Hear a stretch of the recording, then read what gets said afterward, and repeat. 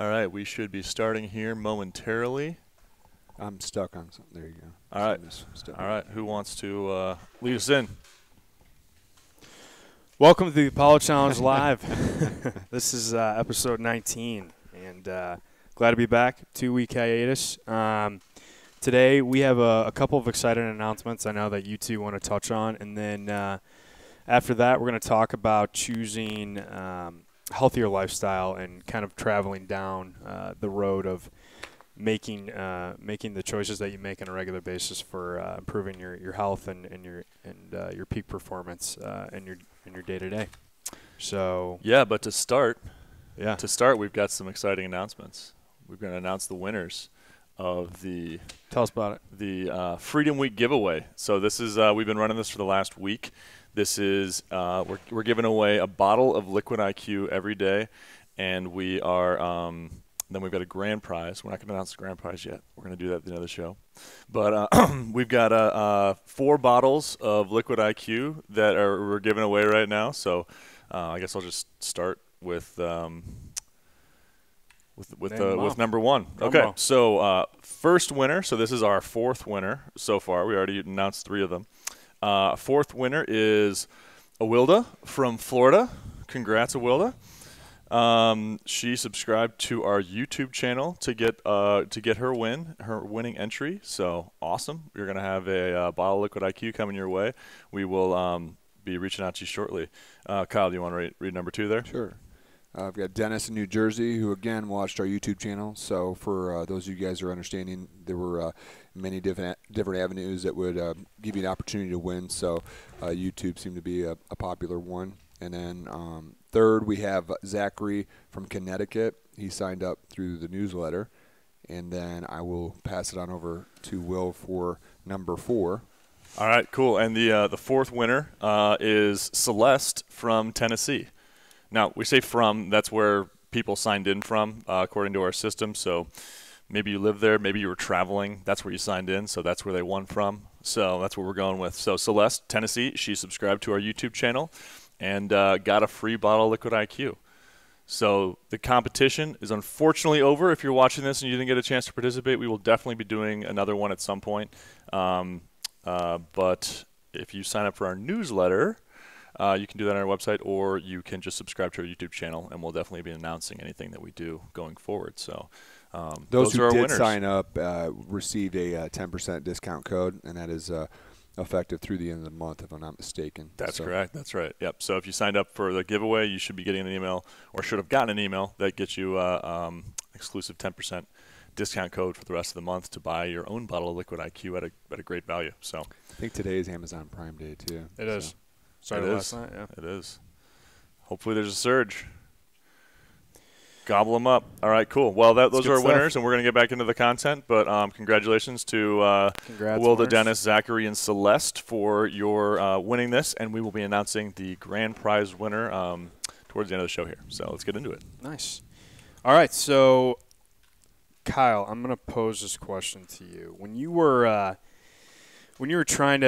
you first remember going down trying to pick a healthier lifestyle, I mean, sports aside, like if you really wanted to drill back to the moment that you thought that, hey, I'm going to make some changes in my life, or at least what brought about the Apollo Challenge and all of this, what were some of the biggest things for you? Like, was it, I got to change my eating habits, or I got to start working out more, or I have to have a more continuity in my week as far as when I'm at the gym, when I'm eating, that type of stuff? Yeah, for me, it's probably different because I wouldn't be able to pinpoint it because it was so long ago. It was a passion since I was a kid. I mean, I can. Well, you've been an athlete your entire life. Remember, and stayed in it, stayed professional. I mean, you are. Unfortunately, sorry, I didn't mean to cut you off. I just want to give you an out here because you've been a professional athlete for the last what? The funny thing is that I can't tell you when my mindset changed on it, but I can tell you that I can often look back and think about the information that I was reading under the premise that I was doing healthy things, only to be just dead wrong. So I can remember boiling pasta, and that was my only source of energy prior to competitions as a freshman and sophomore in high school, because I thought that the carbohydrate was the only way that I was going to have enough energy to be able to perform, and I didn't want it in the presence of butter or fat or anything of that nature, because I didn't want the extra calories and so forth. So I mean, it's kind of ancient mindset. And we've gone. I mean, sports science has gone 180 on that at this point. Sure, right? I mean, sure. And then, you go back to your childhood. I say childhood, adolescence in the same breath, but your main source of education is what's being marketed to you, and that's those are the supplements. Those are your bodybuilding magazines or anything that's going to be really attractive to that population. So it's rather limited. So until I actually dove into the science as a exercise science major in college, was able to start making my own deductions, and that only came through more practical experiences. So once you have a little bit of foundation and the science and the applications, and you start to try stuff, and then you see how it works for one individual, how it may not work for another individual. So it's just a long-term play essentially. So that's where it started for me. It was just born out of the desire to be successful in that endeavor, and that was athletics, and that necessitated, hey, I better know what I'm doing here. Right. So What about you, Will?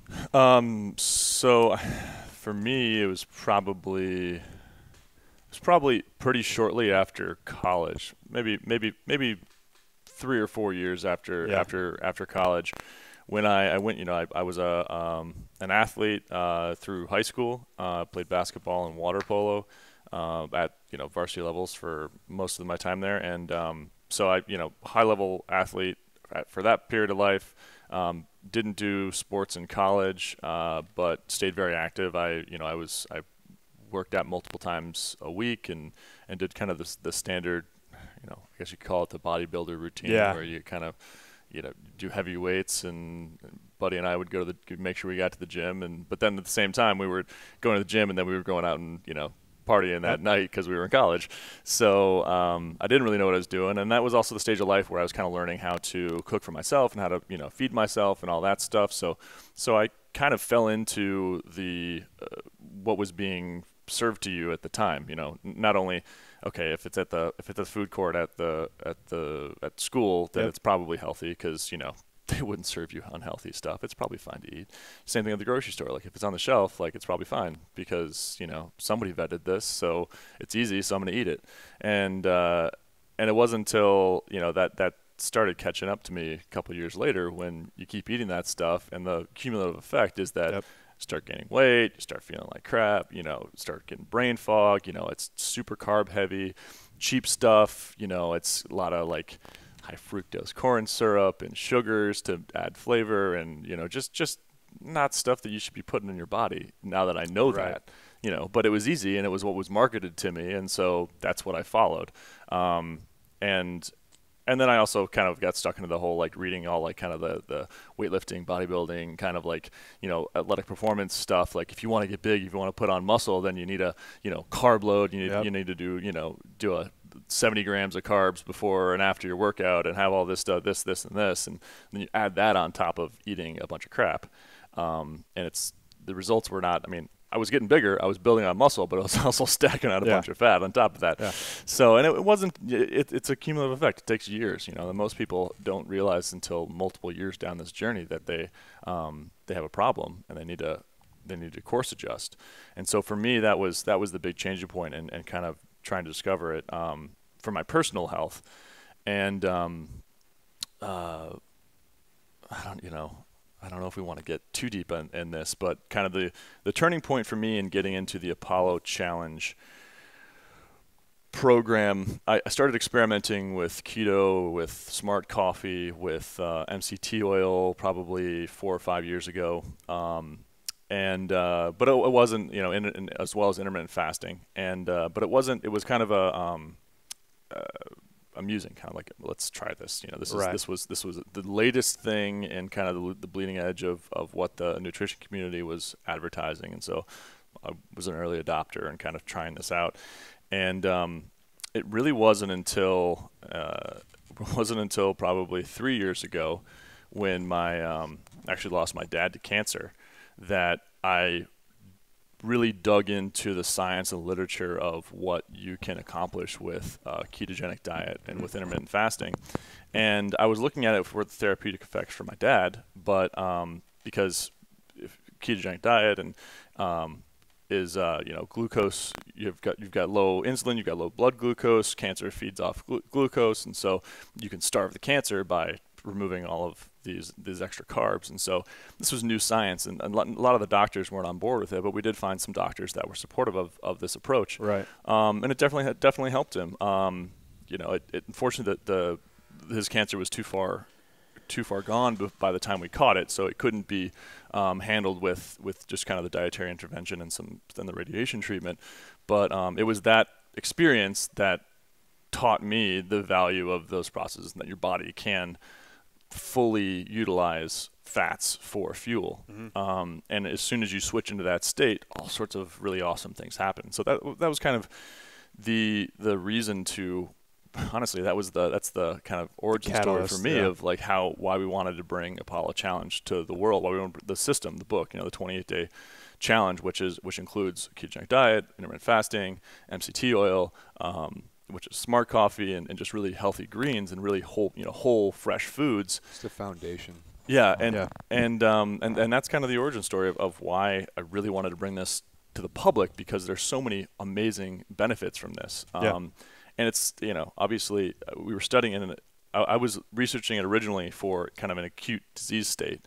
But the benefits for the general public and the average person are even greater, because not only is it going to keep you in kind of peak health and peak performance on a daily basis, it's disease preventative, it's supporting your natural cells processes, it's anti-aging, it's all of the good stuff that we want, all of the things that were marketed. This is it. And so so that's a lot longer answer than I think we meant to get into there. No, it's perfect. That's kind of the origin story of where it took me. But the biggest thing is that it took a conscious decision or an event. So for me, the event was my father's cancer. Yep. And then stacked on top of my personal desire for peak performance and health and weight management. And, you shouldn't have to struggle every day to maintain ideal weight. You shouldn't have to spend multiple hours in the gym burning off the calories that you ate that day. Your body should be in some sort of normal balance where you consume the calories that you need for that day, you use them in that day, and then you're just in this, you should be able to maintain long term. And that just wasn't happening with a high carb kind of traditional American diet. And so switching into trying to find the solution that works, that's what led us to this, and that's what led me to trying to prioritize this lifestyle. Right. And it's what I do every day now. So, but it's little decisions. It's the little things. It's what you choose at the grocery store. It's the products you choose. It's the little things that add up to kind of that lifestyle, the health lifestyle, and a healthy life, and a healthy body, and peak performance, and ideal physique. All of those things. It's the little details. So maybe we can talk more about some of those little details. Yeah, and obviously both of your approaches, the Apollo Challenge, and I would agree with you, Will. My genesis is obviously you two were a big part of finding a different healthy lifestyle for me. But after college, having that freshman 15 and afterwards and being like, oh, that food's not going to work for me anymore, the dorm food and whatever the case may be. It's like, I should probably learn how to go shopping.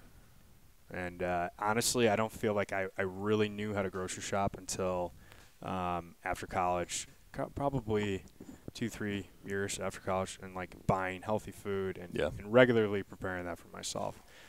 Took some years to get used to. So, but anyways, let's training. And was the challenge on the grocery shopping reading labels or knowing what to buy? I guess it was just having more knowledge about the food that I should be eating. Sure.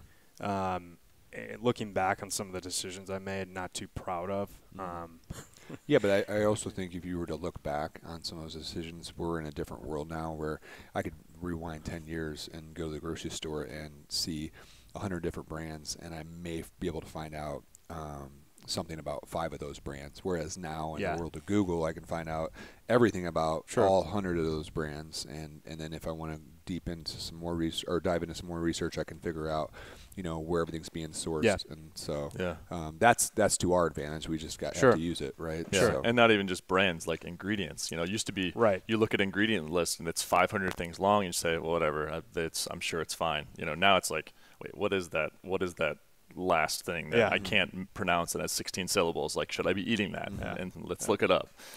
So let's touch on the workout side of things. So as far as somebody that's trying to approach a healthier lifestyle, an Apollo challenge is maybe a month, 2-3 months down the road for them, and they really haven't been working out. Where would you suggest somebody should start?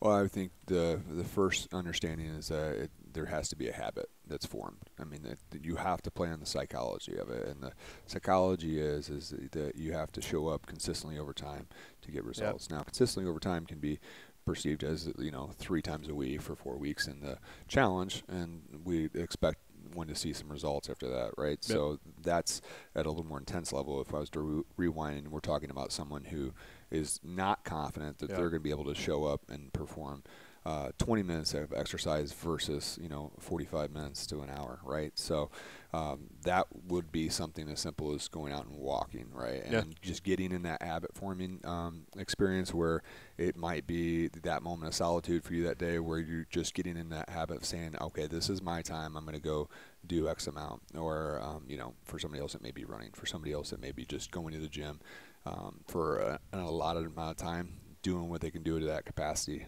Then, of course, that's going to be scaled to age. That's going to be scaled to someone's previous experience and so on. But that can't be minimized. They have to go and make that effort, because if that doesn't happen, doesn't matter what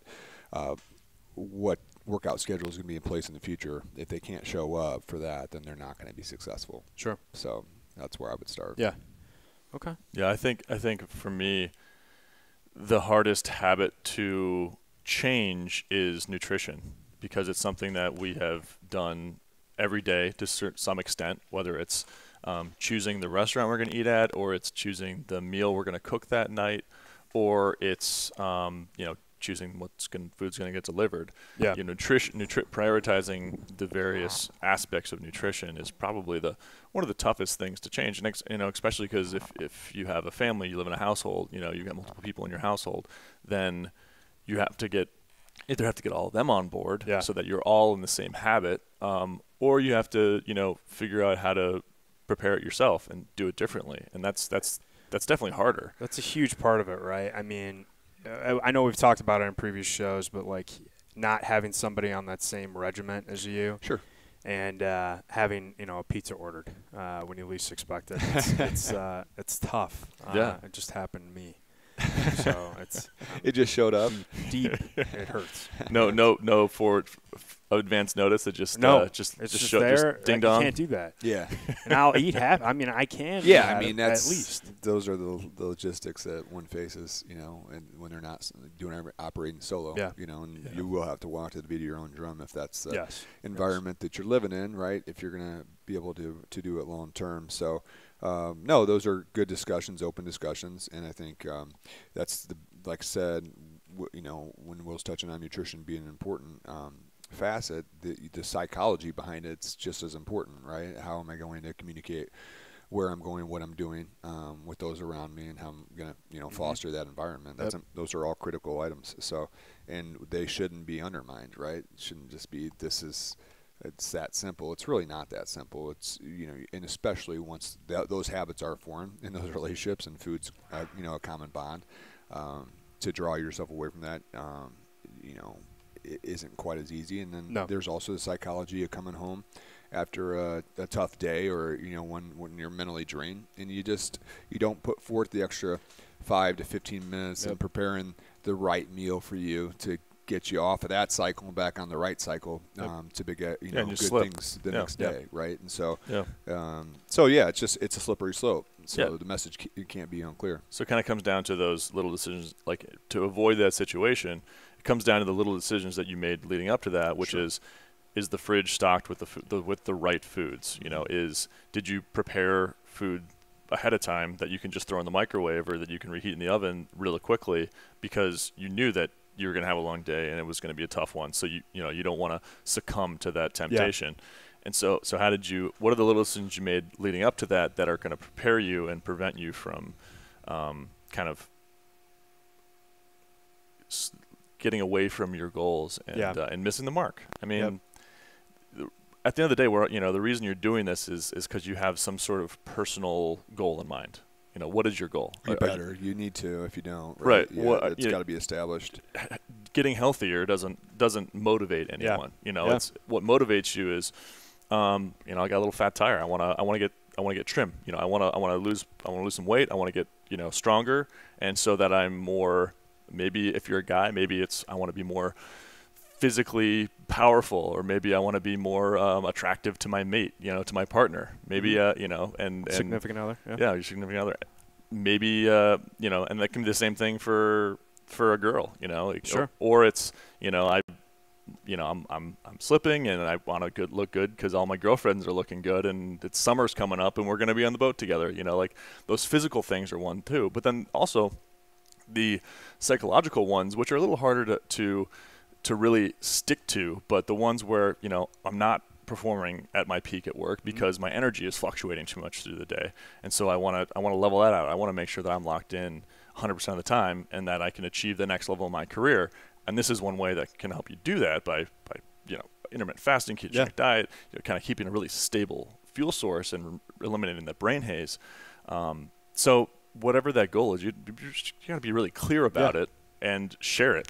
That's the big thing we were just talking about, making sure that the people around you are on board with this. And even if they're not necessarily on board in the same sense that they're willing to, that they're doing it with you, at least they know what you're trying to accomplish and they can support you.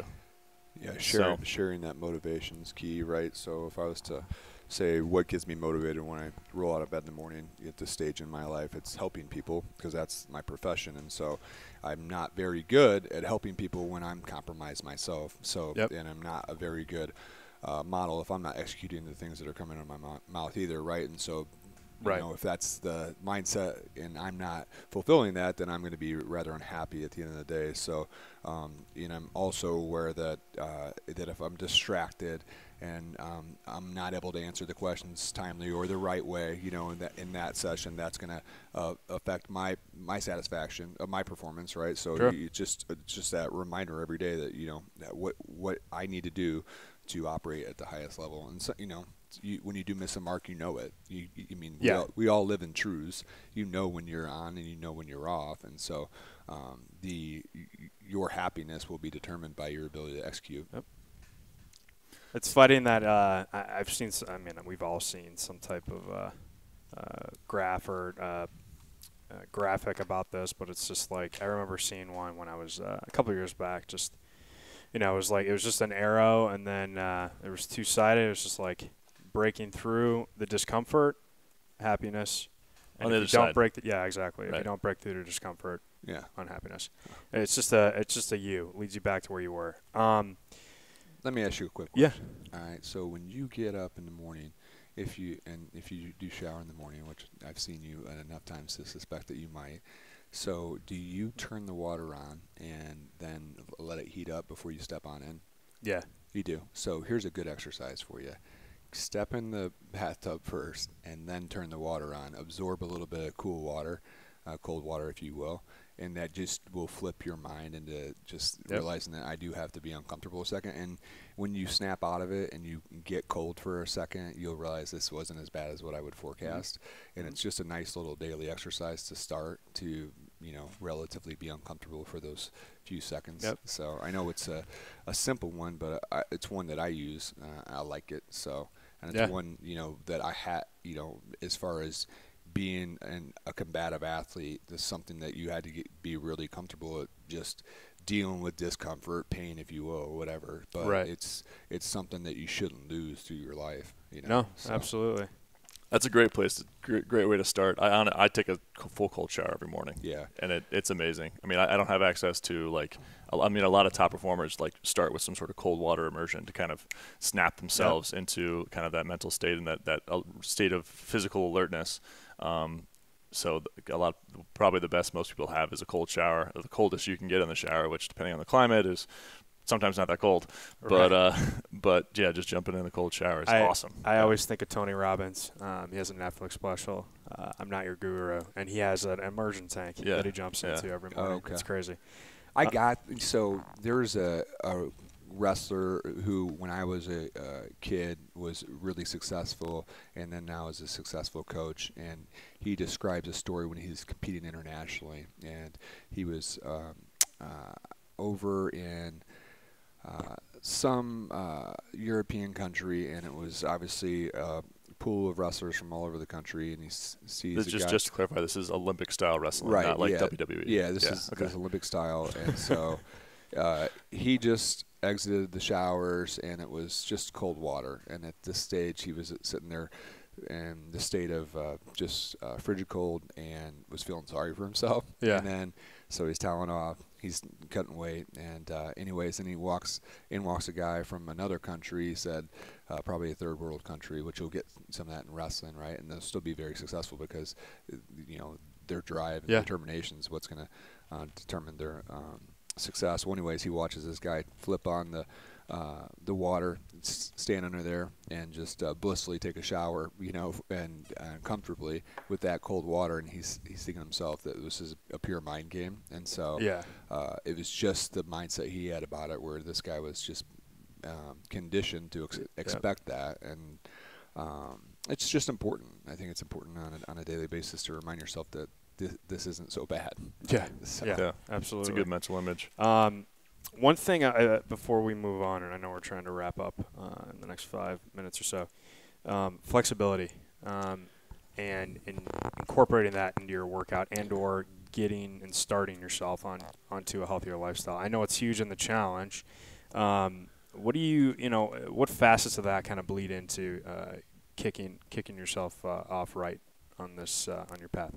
Yeah, well, flexibility is a real general term, and it's the challenge is it's very specific to certain movements, right? Mm-hmm. One can be flexible in one sporting event and be inflexible in another, sure. Right? So it's determined. I determine in the challenge is being able to move with the right amount of control. All right, and so if you get to certain stages in a movement and you aren't able to execute control in that movement, right, you don't have either the requisite flexibility to reach that range of motion, mm-hmm. okay, or the requisite strength, and so those need to be remedied. So we do that in the Power Challenge with the active dynamic warm-up, and that's the opportunity for an individual to walk into the workout, take notice of how they're feeling, right, and gain control. Start that process of being able to shut everything else out and then really get into their body. Yep. And we want that to occur without a lot of force, and we want it to be improved over time. So when someone comes in on that first active dynamic warm-up, we'd expect for it to look a lot better by the time they got to the 12th one. All right, and then infinitely better by the time they did it the 100th time. All right, and that's just stepping up to that position where you kind of forget what you once were.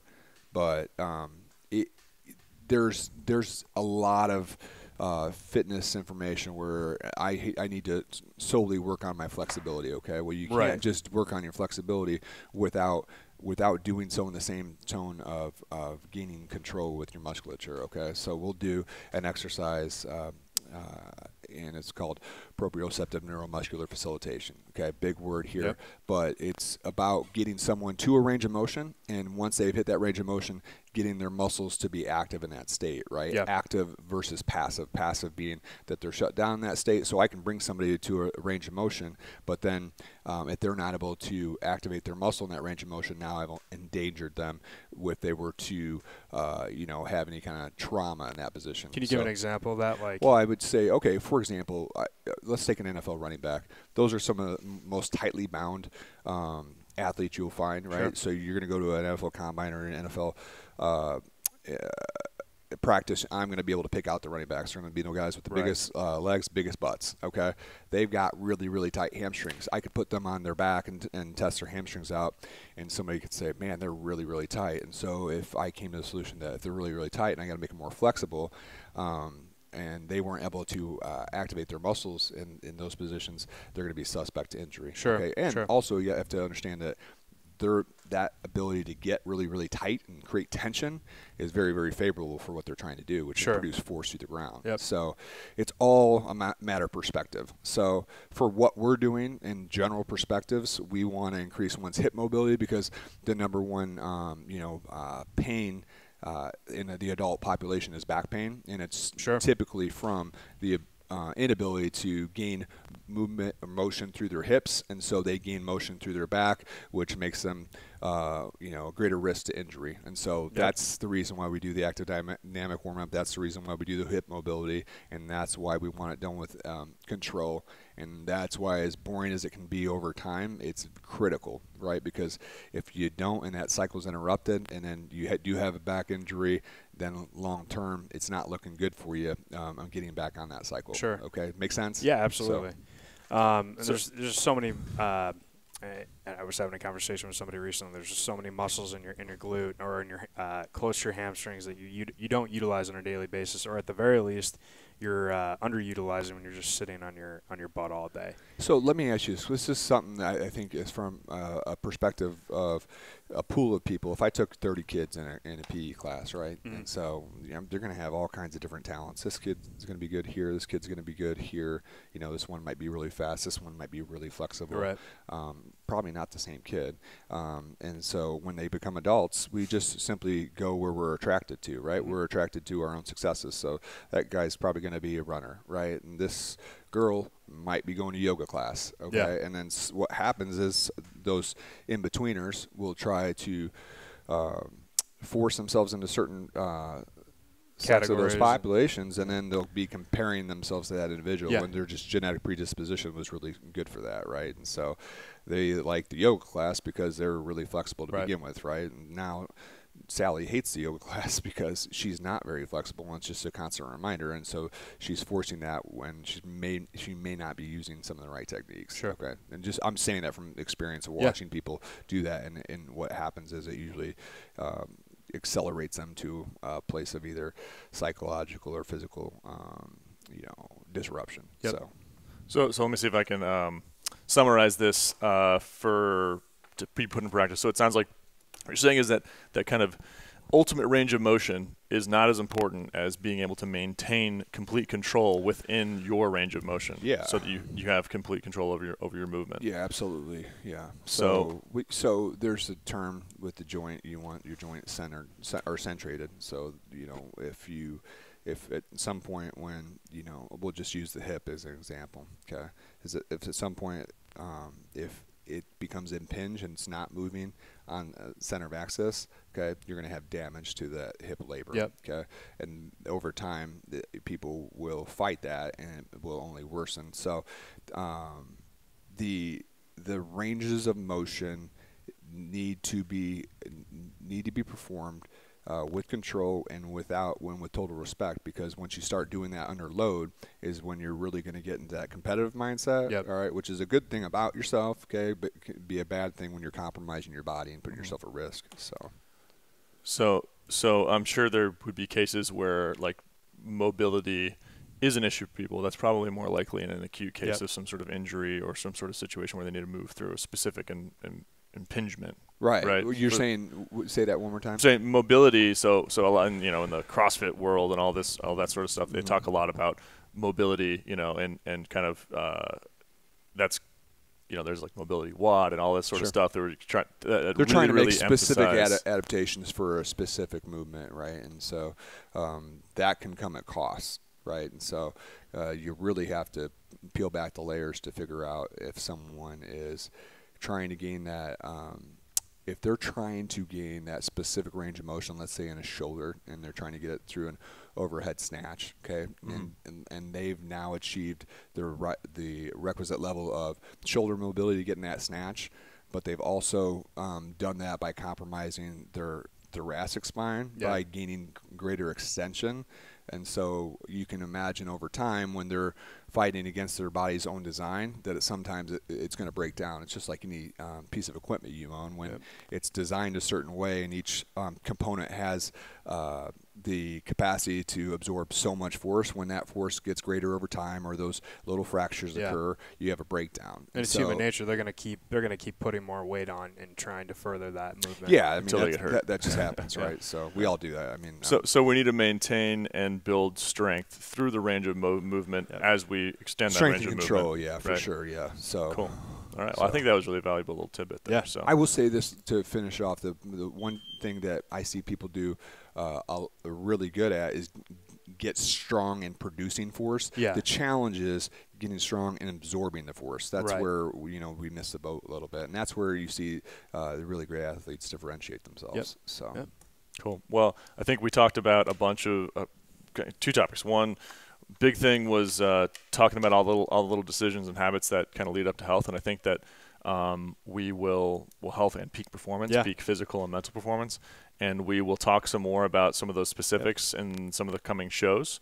Also did some awesome stuff on mobility and flexibility and strength, and we'll probably cut this out as a little segment so we can share that by itself. But now is time to announce the grand prize winner of our giveaway. So we've got Freedom Week giveaway. So happy 4th of July week, everyone. It's I hope you guys are going to survive this week because last week was nice and short. But our grand prize winner. So let's talk about what he's winning. So we've got a Apollo Challenge swag pack, and so let's camera. We've got a Apollo Challenge book. That's the 28-day system to look amazing naked and be the smartest guy in the room. This is our book that you can find on Amazon, Apollo Challenge. We have another bottle of Liquid IQ. Liquid IQ is a C8, C10 ultra premium MCT oil that launched about a month ago and is getting awesome reviews. People are loving it. It's we think the best MCT oil available on the market today, sourced from exclusively from organic coconuts. So this is the best stuff you can get, bottled in glass, no plasticizers, no BPA, no plastic bottle there, and it's recyclable. So this is the best stuff you can get if you do your Smart Coffee, your Bulletproof Coffee, any of those salad dressings. That's the best stuff you can get. On top of that, we're giving them a Apollo Challenge snapback hat. That's some style right there. Apollo Challenge T-shirt. So these are tell us the awesome damn winner. swags. Who's the winner? And then on top of that, we got a Amazon $50 Amazon gift card. So all of this together is over $180 value. We're so excited to be able to give this away to our lucky winner. Use that to buy your second bottle of IQ. Yeah, absolutely. So our winner, grand prize winner, is Jerry from Illinois. So Jerry, we will be reaching out to you to make sure we can get your address and get your swag pack to you. Congratulations to everyone that won in this competition, and thank you for everyone for entering.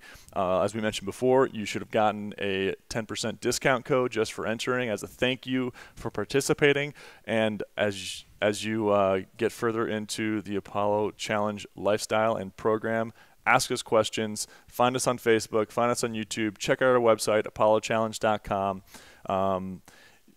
and subscribe to our YouTube channel. And as always, you can find Liquid IQ and the Apollo Challenge book on Amazon. And if you do want your own hat and T-shirt, those are on our website. So thanks for tuning in, and that is another successful episode of Apollo Challenge Live. Thanks, guys. We're out. Have a great week. Bye. Congrats.